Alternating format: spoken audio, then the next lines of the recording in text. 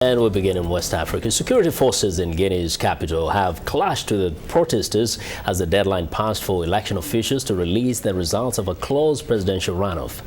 There are reports that the final vote count will show former Prime Minister Cellou Dalein Diallo losing to his opponent Alpha Condé. The Electoral Commission had promised to release the final results by midday on Monday.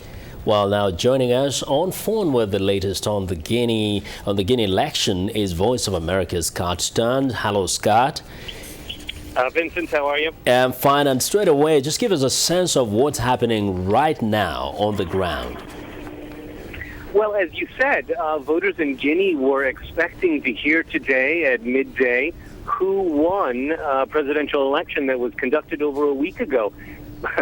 The Electoral Commission, failed to make that announcement, and in its stead, both candidates, Mr. Condé and Mr. Diallo, have proclaimed themselves the winner. Looking at results that have not yet been announced by the Electoral Commission, but were publicly announced at polling stations, it does appear that Mr. Condé will be the victor in this election.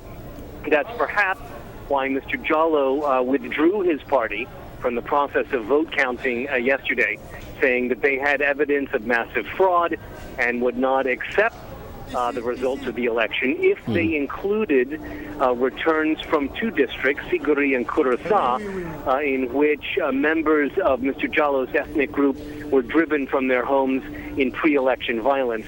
Up until today, the country has been calm. This morning, Diallo supporters battled with riot police just west of the Hamdallah Mosque here in Conakry. Diallo supporters were stationed just up at a Total petrol station, were throwing rocks at riot police.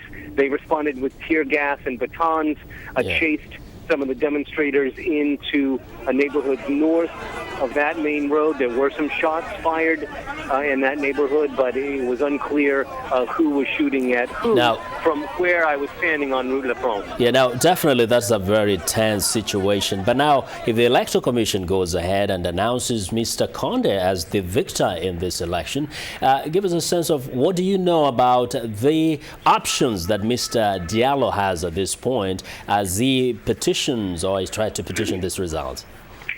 Well, Mr. Diallo has the option of appealing that verdict to Guinea Supreme Court, and Electoral Commission President Siaku Tumani Sangare suggested as much last night in a meeting with reporters, saying, the Electoral Commission is not a judicial body, it's simply an administrative body. It's set up to deal with the technical issues of the election. Okay. But the former general suggested that Siguri and Curaçao especially were security issues that would be better dealt with at the level of the Supreme Court. Okay. Thanks a lot, Scott. We'll keep on that story and definitely will come to you in the coming days. Scott Stearns, our Voice of America West Africa correspondent, reporting from Conakry.